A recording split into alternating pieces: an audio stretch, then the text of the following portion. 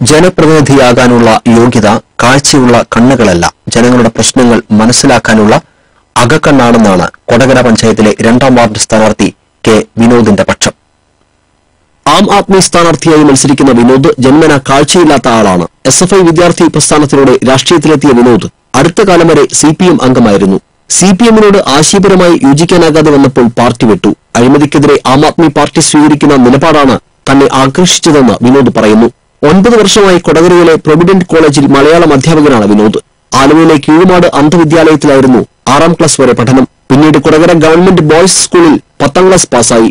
ഇപ്പോൾ അധ്യാപകനായി ജോലി ചെയ്യുന്ന പ്രൊവിഡൻസ് കോളേജിൽ പ്രീഡിഗ്രിയും തൃശൂർ കേരളവർമ്മ കോളേജിൽ ബിരുദവും മലയാളം MAയും പൂർത്തിയാക്കി.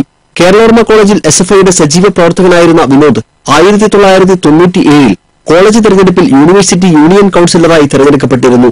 രാഷ്ട്രീയത്തിലെന്ന പോലെ കലയിലും വ്യക്തിമുദ്ര പതിപ്പിക്കാൻ വിനോദിന് കഴിഞ്ഞിട്ടുണ്ട്. 7ാം ക്ലാസ്സിൽ പഠിക്കുമ്പോൾ സംസ്ഥാന യുവജനോത്സവത്തിൽ മിമിക്രിക്ക് 1ാം സ്ഥാനം നേടിയ വിനോദ് ഹൈസ്കൂൾ ക്ലാസുകളിൽ 2 തവണ സംസ്ഥാന തലത്തിൽ മിമിക്രിക്ക് 2ാം സ്ഥാനം നേടി. മികച്ച ഗായകൻ കൂടിയായ ഈ കലാകാരൻ മൃദംഗം, തബല, ചെണ്ട എന്നീ വാദ്യകലകളിലും പ്രാഗൽഭ്യം തെളിയിച്ചിട്ടുണ്ട്. നിലവിലുള്ള രാഷ്ട്രീയ വ്യവസ്ഥയിൽ നിന്ന് ജനം ഒരു മാറ്റം ആഗ്രഹിക്കുന്നുണ്ടെന്നാണ് വിനോദ് പറയുന്നത്. ഒരു തെരഞ്ഞെടുപ്പുകളിലും ഇന്നുവരെ അന്ധനായ ഒരു വ്യക്തിക്ക് ഒരു രാഷ്ട്രീയ പ്രസ്ഥാനങ്ങളും അംഗീകാരം കൊടുത്തിട്ടില്ല. ഒരു തെരഞ്ഞെടുപ്പിൽ മത്സരിക്കാനുള്ള സ്ഥാനാർത്ഥിത്വം കൊടുത്തിട്ടില്ല. അതിപ്പോ ആദ്യമായിട്ട് നൽകുന്നത് ഈ ആം ആദ്മി പാർട്ടിയുടെ ഈ കൊടകര മേഖലയിലെ ആളുകളാണ്. അതിലെനിക്ക് അഭിമാനമുണ്ട്, സന്തോഷമുണ്ട്.